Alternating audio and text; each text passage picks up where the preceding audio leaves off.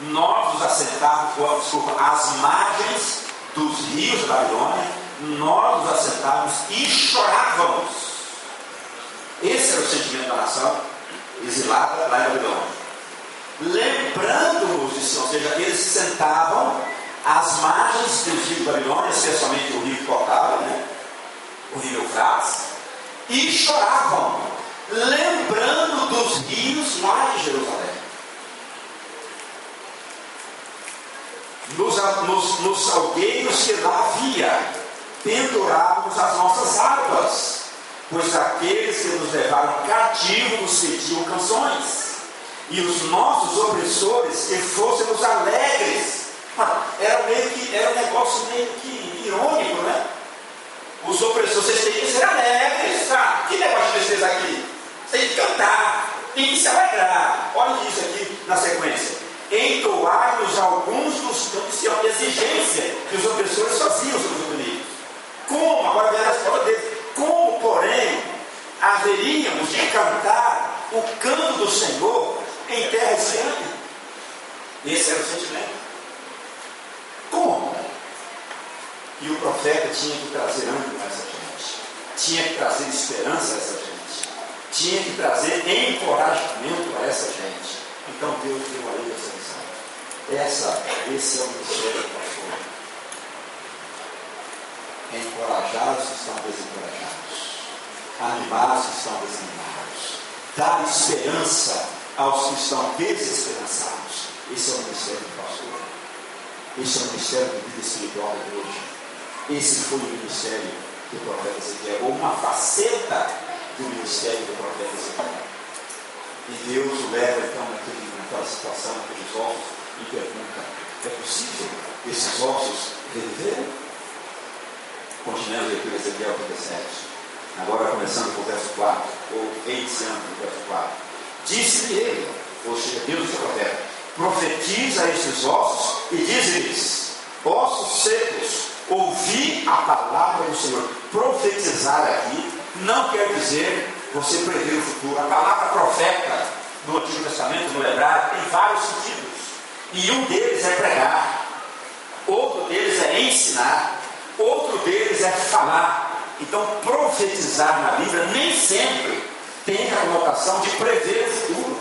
Então Deus está dizendo para o profeta Ezequiel prever o futuro dos ossos. Não, profetiza, ou seja, fale a eles, pregue a esses ossos. E pregar o que, irmãos? Está aí, ouvir o que? A palavra do Senhor. Irmãos, há duas palavras de ordem na igreja mundial hoje. Elas estão sempre na ordem do dia. Quais são elas? Reavivamento e E aqui nós encontramos o maior reavivamento que o povo de Deus já experimentou ao longo das suas existências. É isso aqui, relatado no capítulo 17 desse aqui. Ossos reviveram.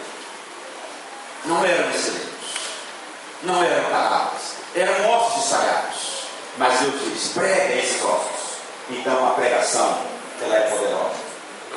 E é por isso que os pastores precisam pregar bons sermões, pregar bons conteúdos, porque a pregação é um instrumento que Deus vai usar para reavivar a igreja. Mas pregar o quê? Não é só uma pregação de bons conteúdos, não é só uma pregação eloquente, tem que ser uma pregação bíblica. É pregar a palavra, pregar a palavra. E ele pregou aos ossos, já falou a ossos. Às vezes falaram uma plateia de pessoas, já não é tão. De vez em quando eu estou pregando aqui ou na igreja e vejo pessoas dormindo. Quer dizer, você falar pessoas vivas, às vezes já é incômodo, porque alguns conseguem se ligar. Imagine falar a ossos. Talvez as esposas que já tentaram falar com os maridos, ou estão assistindo o jogo do seu time, tem uma ideia do que é falar com o osso seco. É ou não é? É porque o homem, quando está assistindo o seu time jogar, ele fica assim, ele viu um osso seco na frente da televisão. E a mulher fala e ele está lá. Então talvez vocês, esposas, já tenham tido a sensação de falar a ossos secos. Mas eu nunca tive, porque eu não sou esposa, né? Mas Ezequiel recebeu a ordem de falar aos ossos secos. E ele obedeceu. Assim diz o Senhor, verso 5. Assim diz o Senhor Deus a esses ossos: eis que farei entrar o Espírito em vós, e vivereis. Porei tendões sobre vós, farei crescer carne sobre vós tenderei pé e porei em vós o Espírito, e vivereis, e sabereis que eu sou o Senhor. Então profetizei, ou seja, falei, segundo me for ordenado, ou seja, preguei, segundo me for ordenado. Enquanto eu pregava, agora profetizar para pregar, enquanto eu pregava, houve um ruído, um barulho de ossos que batiam contra ossos e se ajuntavam cada osso ao seu osso. Imagine, queridos, a situação do movimento. Cada corpo humano tem 206 ossos, só que estavam espalhados. E agora começou os 206 ossos, cada um se movimentando para encontrar o seu par. Porque imagine o meu osso procurando o osso dele aqui, não vai dar certo. Os meus ossos têm que se encontrarem para formar o esqueleto do Pereira. Imagine agora a situação daquele lado. E Ezequiel está olhando aqui, aquela alçaiada, pulando, batendo no outro, cada um procurando o seu par. E de repente se transformam em esqueletos. E daqui a pouco vem os elementos que transformam aqueles esqueletos agora ossos, se tornam esqueletos, e esqueletos se tornam corpos ou cadáveres. Mas não havia vida, porque vida só o Espírito pode dar. Amém? Amém? Às vezes a igreja pode ser isso, de ser um corpo até homogêneo, ser um corpo até bonito, mas será que a vida nesse corpo, o milagre aqui que aparecia extraordinário? Ora, aqueles ossos espalhados já não eram mais ossos, eram cadáveres. Mas quem mandasse o cadáver sobre um monte de ouro? O que realmente distingue, o que realmente conta, ainda não existia. Olhei, diz o verso 8, e eis que havia tendões sobre eles, e cresceram as carnes, e se estendeu a pele sobre eles, mas não havia neles um espírito, não havia vida. O que é reavivamento? Não é reviver. Reavivar é tornar o morto vivo.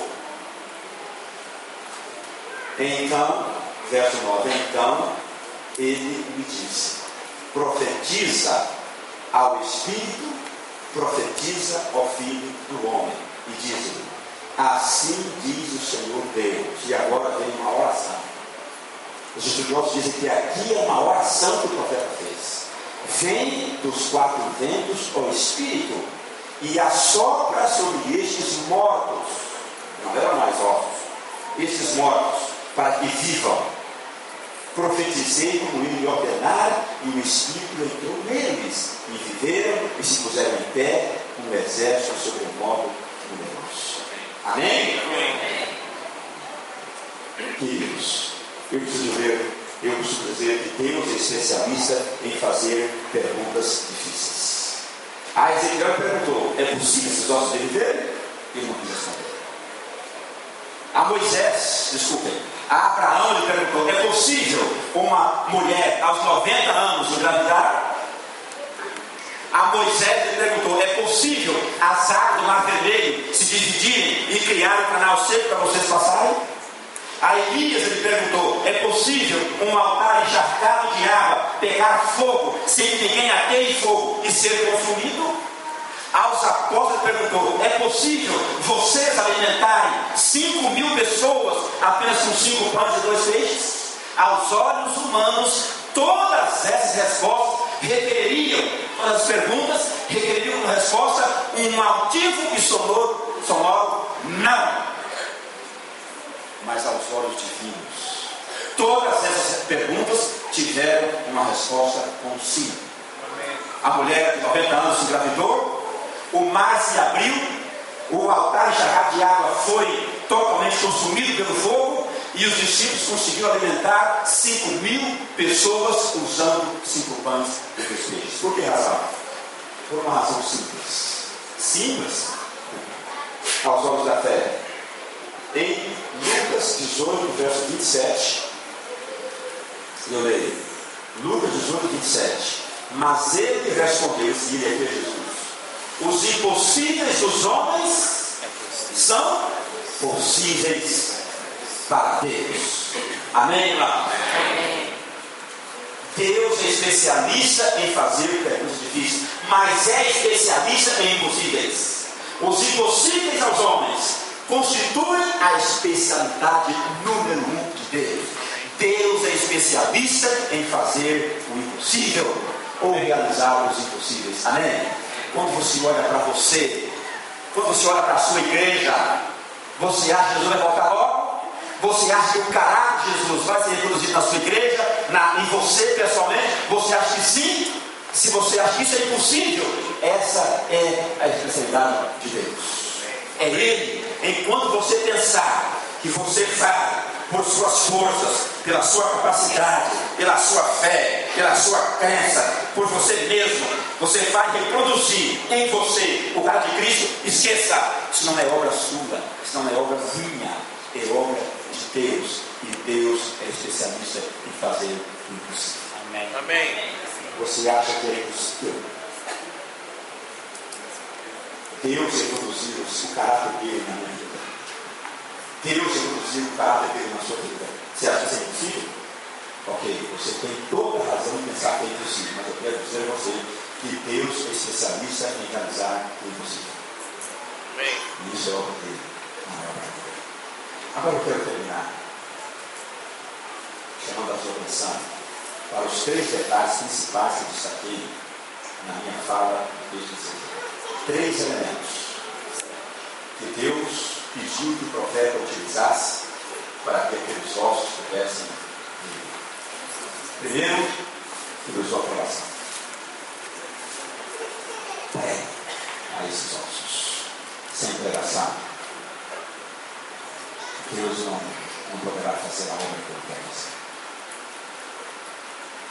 Esses dias, nossa filha está se formando agora esse ano, e o primo dela, casado com a prima dela, que trabalha no período do Tocantins, já falou: olha, eu trabalho na prefeitura, e assim que você se formar, se você quiser trabalhar lá no Tocantins, nós temos uma oferta de um bom salário para você. Salário tentador, não é um salário assim, não.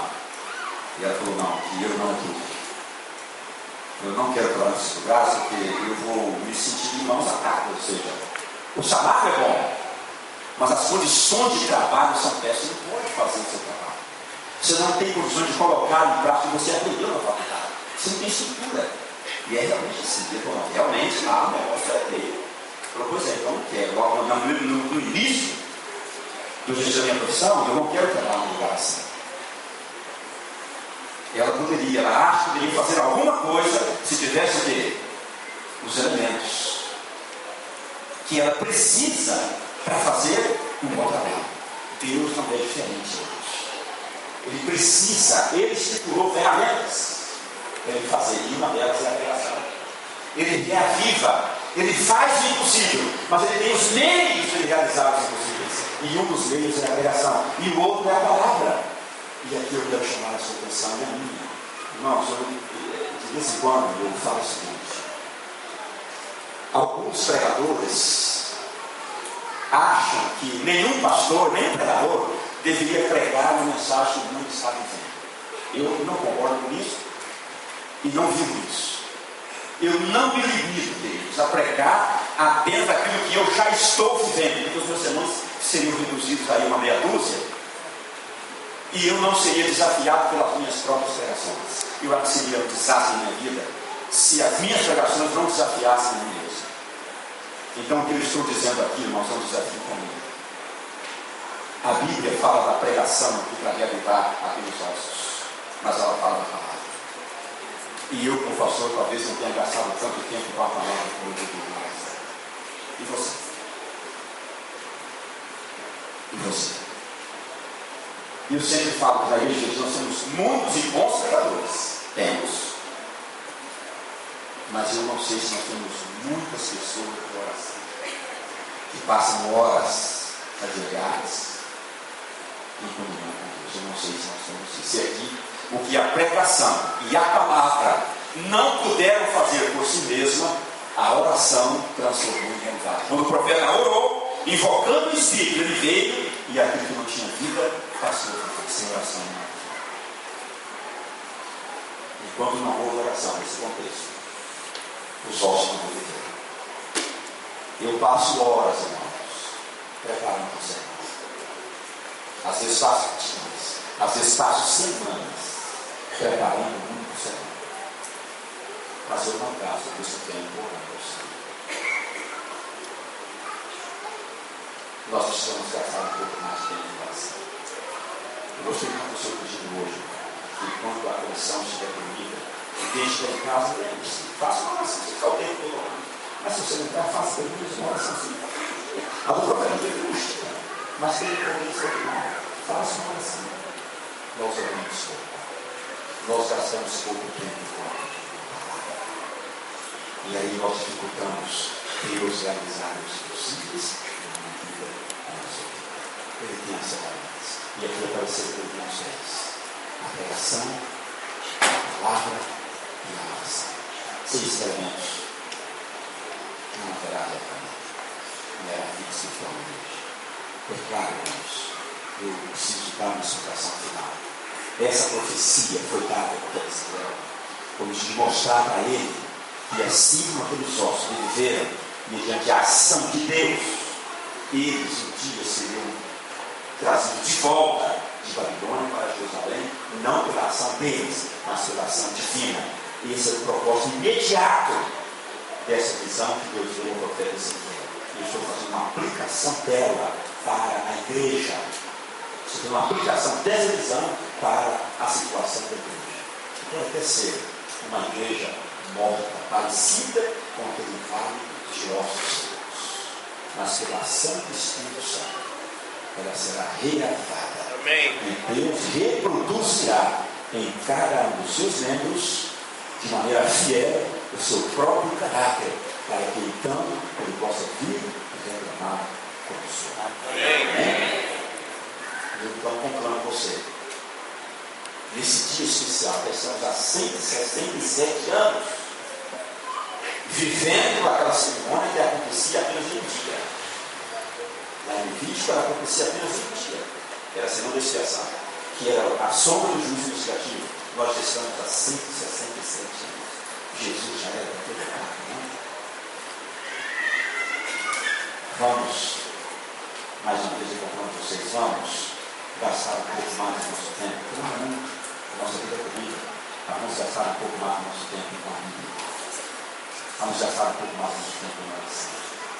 Vamos gastar um pouco mais do nosso tempo na comunhão pessoal e diária com Deus, para que o possível aos nossos olhos seja realizado por aquele que é especialista dos possíveis. Amém. Que a Deus seja sempre devido para mim e o meu amigo.